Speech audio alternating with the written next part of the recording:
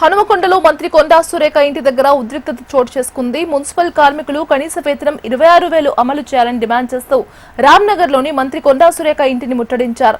పోలీసులు ఏర్పాటు చేసిన బ్యారికేడ్లను తోసుకుని మంత్రి ఇంటి వైపు దూసుకెళ్లిన మున్సిపల్ కార్మికులు గేటు ముందు నిరసన వ్యక్తం చేశారు. మంత్రి కొండా సురేఖ భర్త మాజీ ఎమ్మెల్సీ కొండా మురళిని కలిసి కార్మికులు, కార్మిక సంఘాల నేతలు వినతి పత్రం అందజేశారు.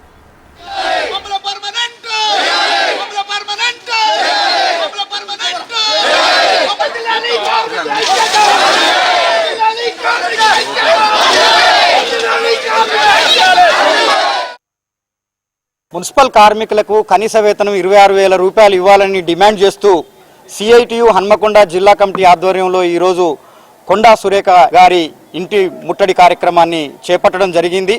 ప్రధానంగా వేతనం 26,000 రూపాయలు ఇవ్వాలని, క్రమబద్ధీకరించాలని ఈ కార్యక్రమం చేస్తూ ఉన్నాం.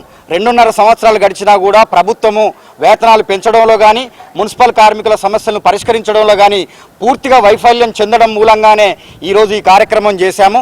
ఇప్పటికైనా కూడా గౌరవ మాజీ ఎమ్మెల్సీ గారు కూడా ప్రభుత్వం దృష్టికి, ముఖ్యమంత్రి గారి దృష్టికి సమస్యలు తీసుకొని పోయి సానుకూలంగా పరిష్కారం చేస్తామని చెప్పారు. వారి మాట మీద మాకు విశ్వాసం ఉంది. తప్పకుండా దాన్ని పరిష్కారం చేయాలి. దాంతోపాటు అర్హులైనటువంటి వాళ్ళందరికీ కూడా ఇందిరమ్మ ఇండ్లు, అదేవిధంగా డబుల్ బెడ్రూమ్ ఇండ్లను శాంక్షన్ చేయించాలని ఈ సందర్భంగా మేము కోరుతా ఉన్నాం. చనిపోతే మట్టి ఖర్చులకు 30,000 రూపాయలు, అదేవిధంగా ప్రమాదంలో చనిపోయినటువంటి వాళ్లకు 25 లక్షల రూపాయల ఎక్స్గ్రేషియన్ ఈ సందర్భంగా చెల్లించకపోతే వచ్చే అసెంబ్లీ బడ్జెట్ సమావేశాలలో అసెంబ్లీ ముట్టడి కార్యక్రమాన్ని చేపడతామని హెచ్చరిస్తా ఉన్నాం.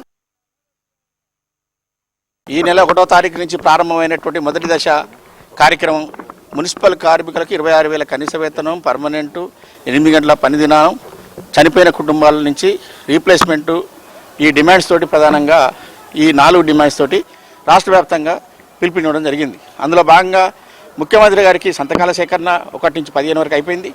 18, 19 తేదీలలో అన్ని మున్సిపాలిటీ రాష్ట్ర వ్యాప్తంగా కార్పొరేషన్ల ముందు రిలే నిరాహార దీక్షలు అయిపోయినాయి. 22వ తారీఖు నాడు కలెక్టర్ ఆఫీసుల ముందు 33 కలెక్టర్ ఆఫీసుల ముందు ధర్నా అయిపోయింది. నిన్న ఎమ్మెల్యేల ఇళ్ల ముందు ధర్నాలు జరిగినాయి. ఈరోజు మంత్రి గారింటి ముందు ధర్నా చేయడం జరుగుతుంది. ఇవన్నీ చేసేది ప్రధానంగా మున్సిపల్ కార్మికుల్ని పట్టించుకోండి, మున్సిపల్ కార్మికుల సేవల్ని, మున్సిపల్ కార్మికుల యొక్క శ్రమను పట్టించుకోండి.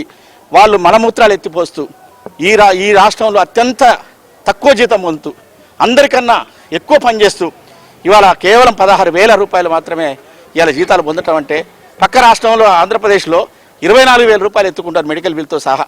మరి సిగ్గు ఉండాలి మన తెలంగాణ రాష్ట్ర ప్రభుత్వానికి. ఎన్నికల ముందు మేనిఫెస్టోలో పెట్టారు, వాగ్దానాలు చేశారు. కాబట్టి మేము ఒక్కటే కోరేది, ఈ అవసరమైతే జూలై 12 నాడు తెలంగాణ రాష్ట్ర సిఐటి మున్సిపల్ యూనియన్ రాష్ట్ర కౌన్సిల్ సమావేశాలు ఇక్కడే ఉన్నాయి.